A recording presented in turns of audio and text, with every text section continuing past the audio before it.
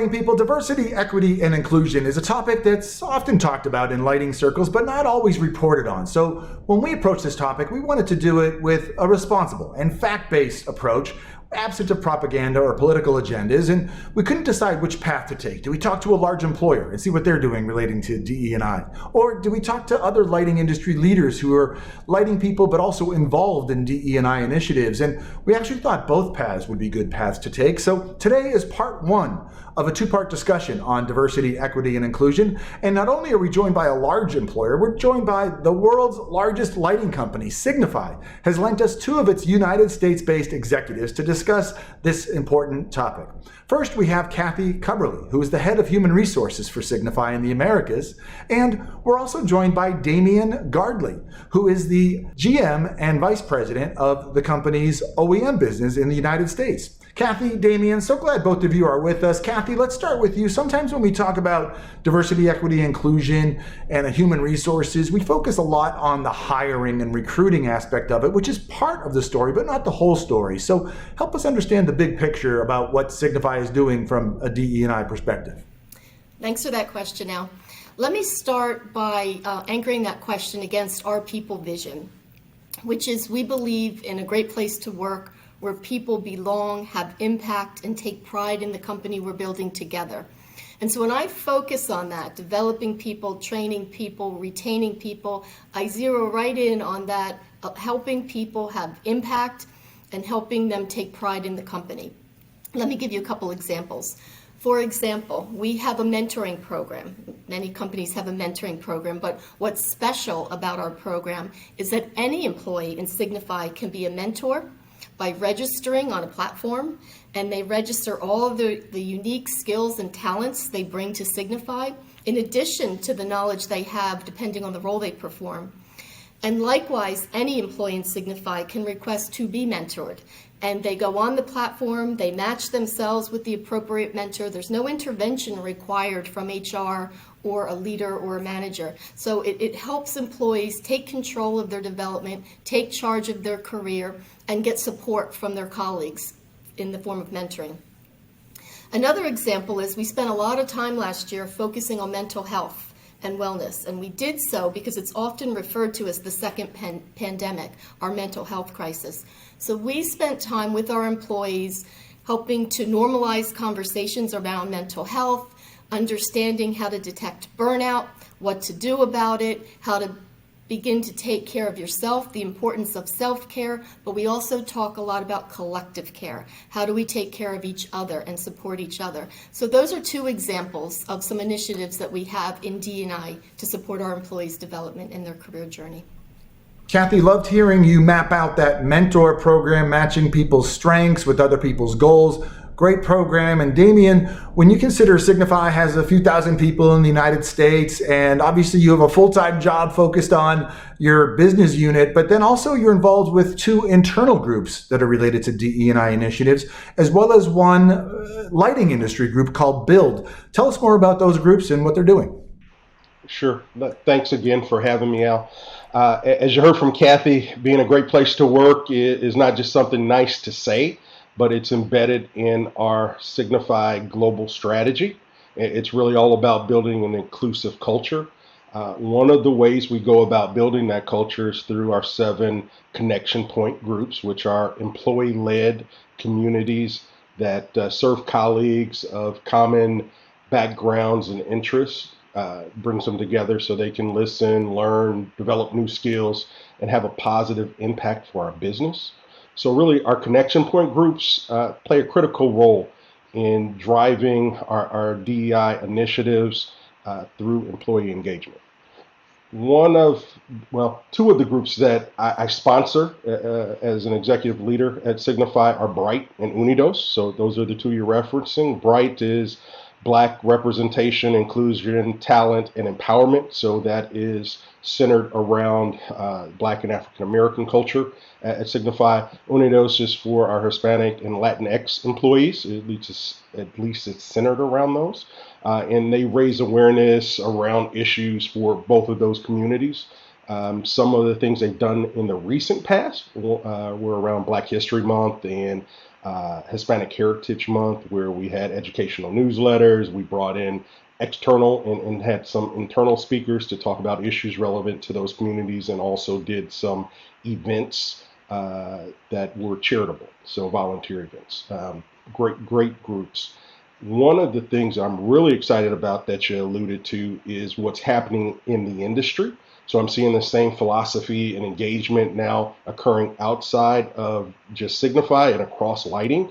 In Build, which is Black Unity in Lighting and Design. It's another group that is new and formed, and it's raising the voices of Blacks in lighting, driving awareness of topics that are relevant to us, and making sure that the broader community is aware of this great industry that we have.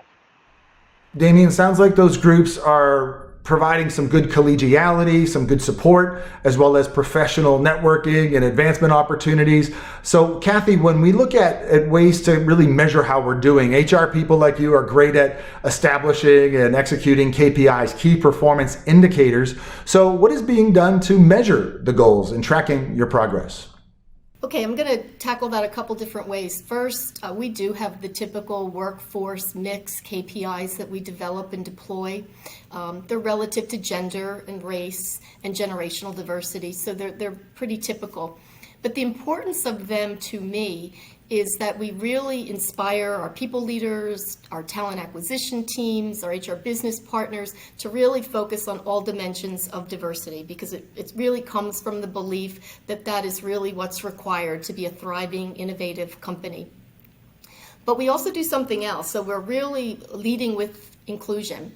And so we also, through a quarterly team survey, we have questions about inclusion that we pulse our employees on. Questions about, are they able to bring their authentic self to work, etc. And what's important about that is not just that we ask the question, but it's what we do with the results of the survey. Because each quarter, each team gets the results of their survey, and then they take that into a team performance dialogue and they talk about it. And they take one action each quarter. And I think what's important about that is it's a journey.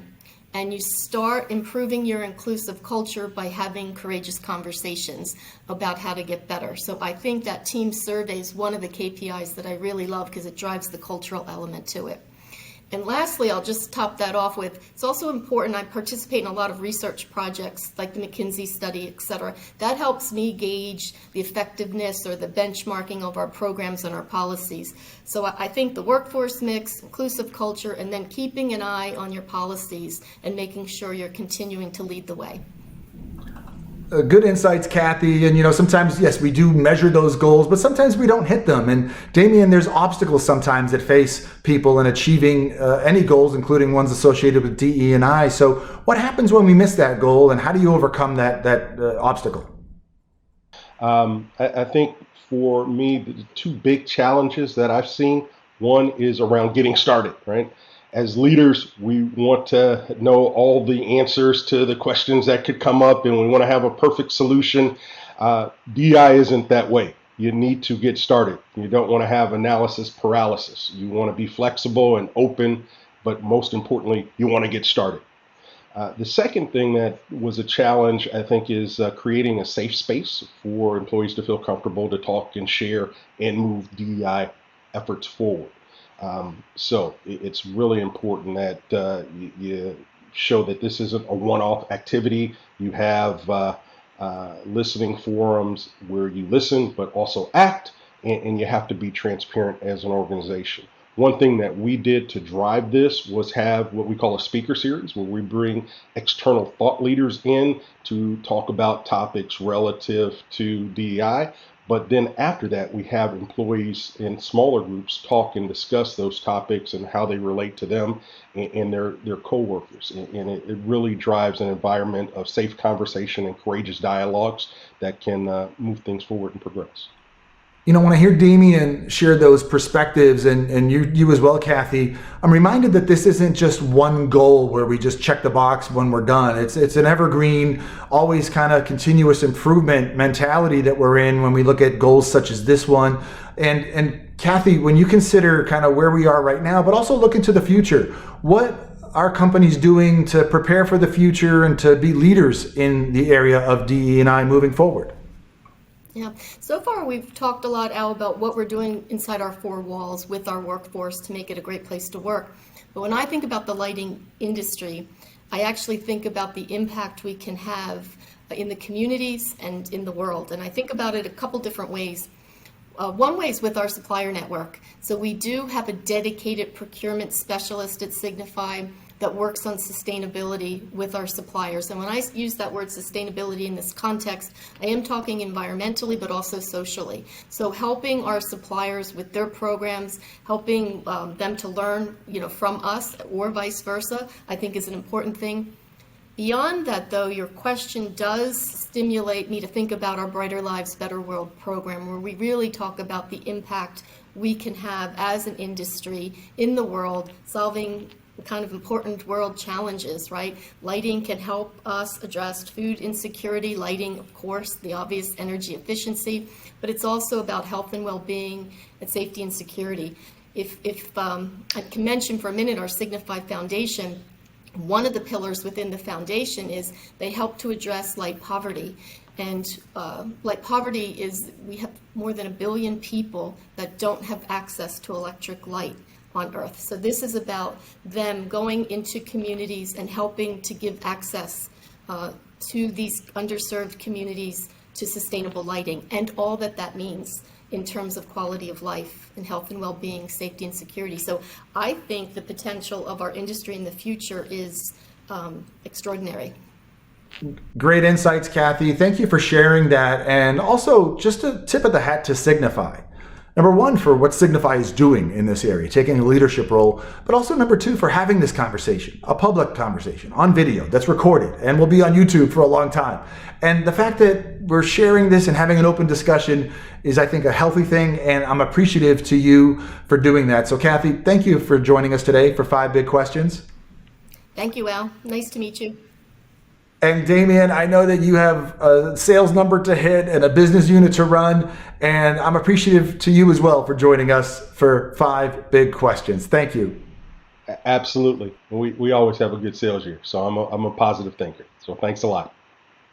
Hey there, we really enjoyed that discussion. We hope that you did as well. Be sure to click that big LED logo next to me, and what that'll do is subscribe you to our YouTube channel so you don't miss the next 5 Big Questions interview. And YouTube subscribers always receive an early preview to the next interview before we even post it on the Inside Lighting website. Thanks, and we'll see you next time.